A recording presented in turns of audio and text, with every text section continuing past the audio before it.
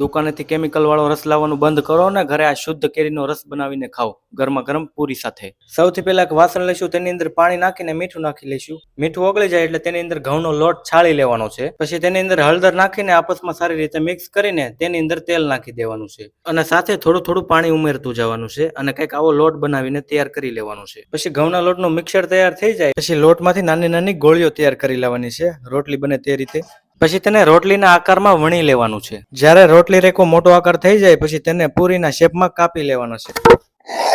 તે જ રીતે બધા લોટમાંથી પૂરીઓ બનાવી લેવાની છે. પછી એક વાસણ લેવાનું છે, વાસણની અંદર તેલ નાખી દેવાનું છે. તેલ ગરમ થાય એટલે જે આપણે પૂરીઓ તૈયાર કરી તે તળવા લાગવાનું છે. અને જ્યાં સુધી આ પૂરીઓ તળાય છે ત્યાં સુધી બધા કોમેન્ટની અંદર કહેતા જજો કે તમે બધા ક્યાંથી વિડીયો જોવો છો. તો અહીંયા આપણી પૂરી તળાઈને તૈયાર થઈ ગઈ છે.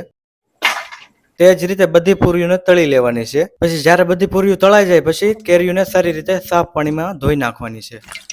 પછી જ્યારે કેરીઓ ધોવાઈ જાય પછી મોટા મોટા ટુકડા કરીને કાપી લેવાની છે. પેલા કેરીના ફાડા કરી લેવાના છે અને પછી કંઈક આવી રીતે આડા કાપીને તેને ક્યુબ આકારમાં કરી લેવાના છે.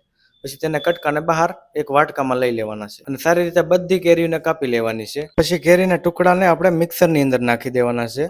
પછી તેની અંદર થોડીક ખાંડ ઉમેરી દેવાની છે, આપણે વધારે નથી નાખવાની, થોડીક ઉમેરી દેવાની છે.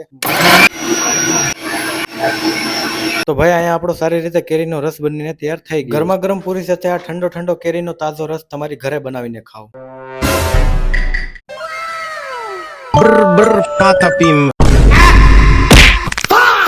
જો અહીંયા સુધી આવી ગયા હોય તો વિડીયોને લાઈક કરતા જજો, ચેનલને સબસ્ક્રાઇબ કરતા જજો અને ઇન્સ્ટાગ્રામ અને ફેસબુક ઉપર જોતા હોય તો એક ફોલો કરતા જજો.